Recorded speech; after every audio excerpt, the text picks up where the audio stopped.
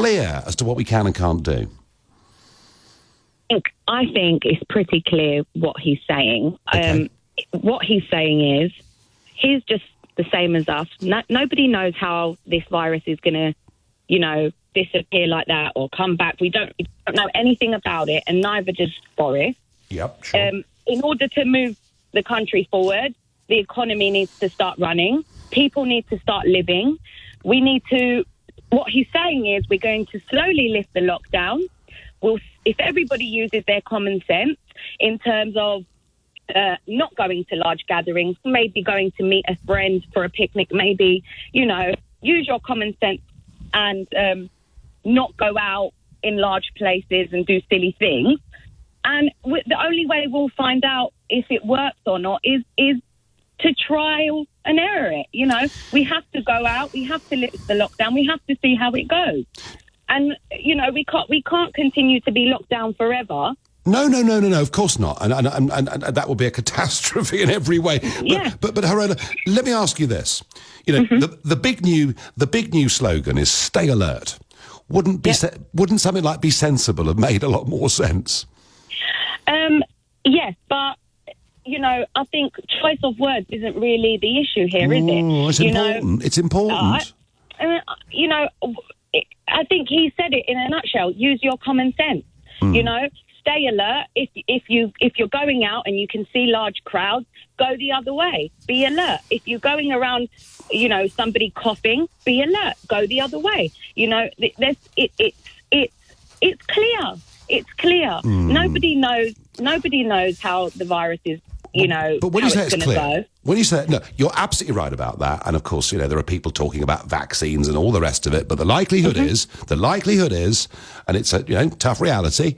But the likelihood is we're going to have to learn to live with this over the next year or two. And I'm pretty sure of that. Really, hope I'm wrong, but I think that is the realistic way of looking at it. But when you have a prime minister, having prepared, having barely been seen in public for a long time, only doing one of the 5 o'clock Downing Street press conferences, and then in a speech that isn't even live, it's scripted and pre-recorded, says things about the timings of this that are directly contradicted by the Foreign Secretary 12 hours later. It's not really good enough, is it?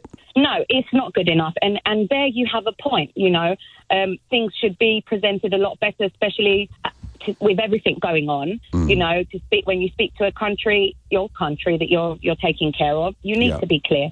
However, we're talking about a man who has just been elected, got thrown into the world's biggest pandemic, got coronavirus, spent however many weeks unwell and then in ICU, managed to get better, then to see his newborn baby being born. I know it's irrelevant because he's running the country and that's that. But to be honest, I think he's done a pretty good job considering, everything that's going on. Well, if he has, some of the ministers around him certainly haven't.